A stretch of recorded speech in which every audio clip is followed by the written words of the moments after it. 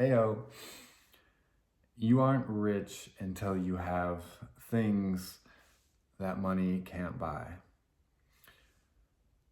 Growing up in a capitalist culture, so much of my mind was wrapped around money. How do I make money? Once I have money, then I'll be set.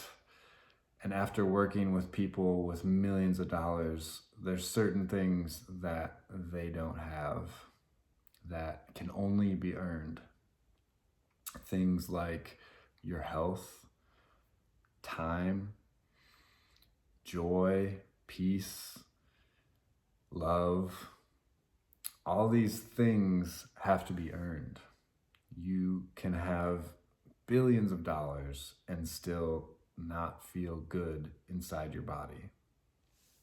So when I work with people, the first thing is to get your body in order.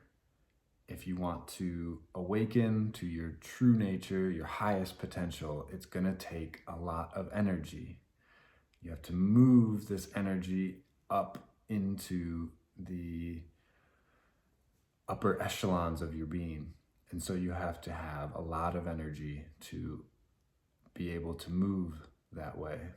And if all of your energy is being sucked from your lower body, from your health, if your health is failing, you're not going to have what it takes to move into these upper realms. So health is something that you have to take care of. And famously, Steve Jobs, on his deathbed, a billionaire, had all the money in the world and couldn't buy his health back. It just was too far gone. He didn't respect his body. He didn't have a balanced life and died pretty early in life. So getting your health in order is something that everybody should strive to accomplish in this life to the best of their ability. Sometimes situations are beyond your control, but for the most part, you get to create this body. It is your temporary house, your temporary vehicle, so you might as well make the most of it. Moving on from the body into the mind, having a meditative attitude, having a sense of inner peace and calm cannot be bought. Doesn't matter how much money you have. If you spend your whole life chasing more and more and more and more, you're never gonna just turn that switch off. It doesn't work that way. You're creating this momentum. And I've seen it with the people I've worked with, millionaires, CEOs, people that have been chasing the money. And to turn it off, it's a process. It takes time, it takes work. They have to learn to say enough is enough. I am abundant. I have more money than I can spend, and yet I can't enjoy this wealth that I've created for myself. So to enjoy the fruits of your labor is to make a decision. You just have to decide, I'm going to change my perspective. I'm going to change my attitude towards this life. And that can be difficult. Like I said, we have this momentum that we were on to get to this point. And so to turn it off, it's like a ceiling fan. If a ceiling fan is running and you turn off the switch, immediately it doesn't just stop. It's going to keep going for a while. You might not be feeding it, you might not be giving it any energy, but the momentum that was created to get to that point is still going to run your mind, run your life. So you have to turn that off and then continuously keep it off. And eventually that stillness will present itself and you'll be able to actually enjoy what you worked so hard to get. Because you can easily fall into the trap of keep chasing the dollar, keep chasing money, only to realize it doesn't bring you inner peace, doesn't bring you to your center. To find your center requires a different type of awareness, a different approach than getting the money. Because the money is the circumference. Money's on the outside. It's on the outside. It's in the world. And there's nothing wrong with that. We're here to experience that. But it doesn't feed your soul. It doesn't feed your inner space.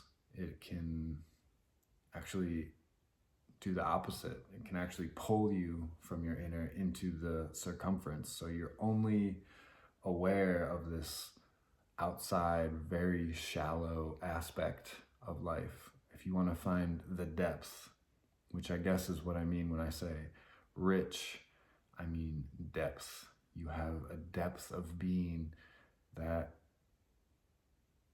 you can't buy. You have to earn it. You just have to.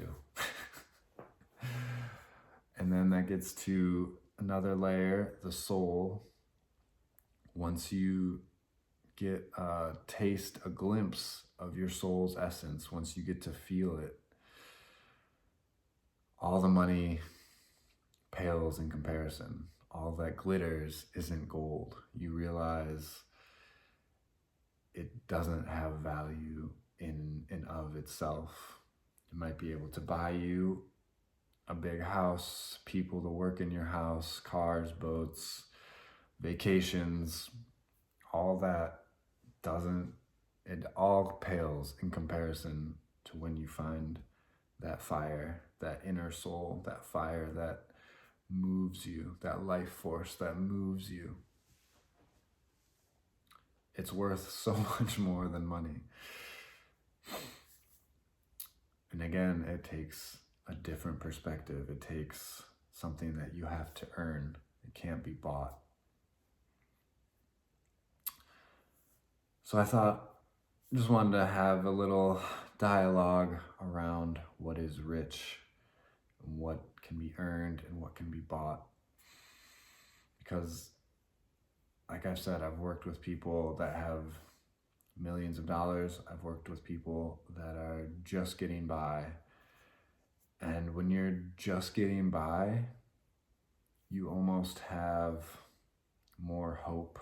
You almost have more energy because you think that this money can fill the hole that you are feeling. It can fill the void that you think needs to be filled by the external.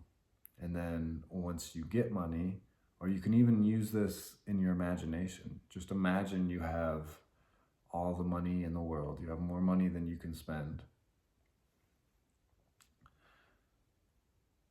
You still can't buy your health. You still can't buy love. You can't buy inner peace. You can't buy meditation. All this has to be earned.